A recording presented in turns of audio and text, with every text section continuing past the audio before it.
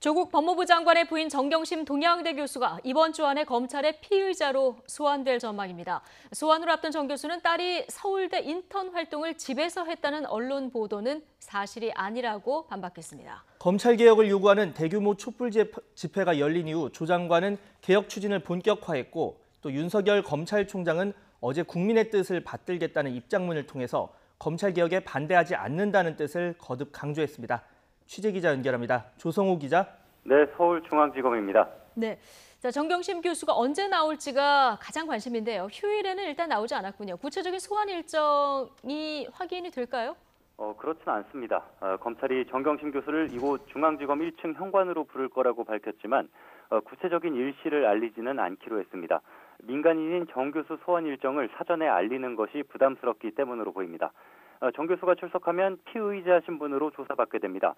이미 동양대 표창장 관련 사문서 위조 혐의로 기소된 피고인이기도 합니다. 검찰은 정 교수가 딸의 의학전문대학원 입시 과정에서 위조한 표창장을 제출하고 국책기관인 한국과학기술연구원 허위 인턴 증명서 발급 등에 관여한 거로 의심하고 있는데요. 이 경우 허위 공문서 작성, 업무방해, 공무집행 방해 혐의가 적용될 수 있습니다. 또 자산관리인인 증권사 직원을 시켜 자택 PC 하드디스크를 교체하고 연구실 PC를 반출한 것은 증거인멸 교사죄에 해당할 수 있습니다.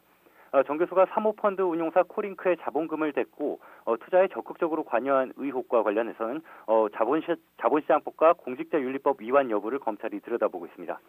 사모펀드 의혹과 관련해 횡령 등의 혐의로 구속된 조 장관의 오촌 조카는 한 차례 연장된 구속기한인 오는 3일 이전에 재판에 넘겨지게 됩니다. 네, 지금 검찰이 정 교수 소환을 앞둔 막바지 준비를 하고 있을 텐데요.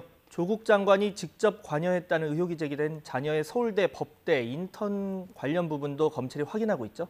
네, 조 장관의 딸 조모 씨는 두 차례 비공개로 소환 조사를 받았습니다.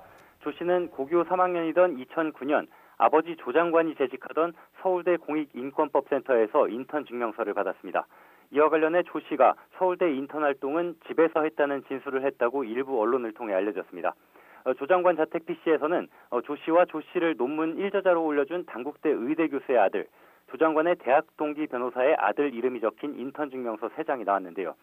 조 씨를 제외한 두 사람은 검찰에서 국제학술회의 행사에 한 차례 참석했을 뿐 인턴 활동은 한 적이 없다고 허위 인턴 사실을 시인한 것으로 전해졌습니다.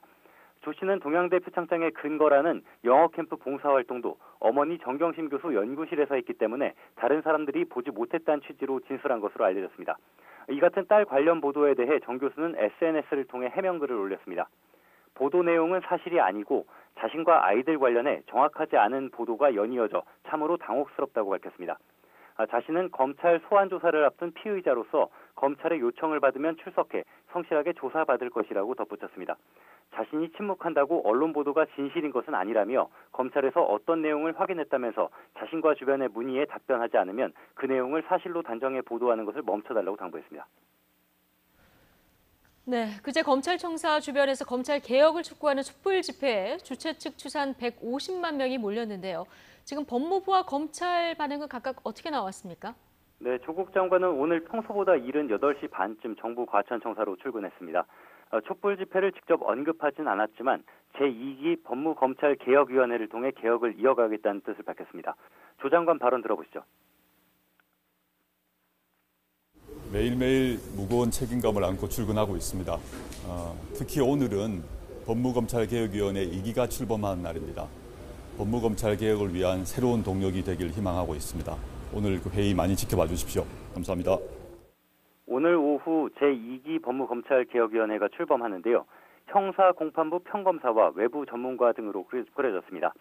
법무부 탈검찰화와 검찰 조직문화, 인사제도 개편 방안 등을 마련해 법무부에 제안하는 역할을 하게 됩니다.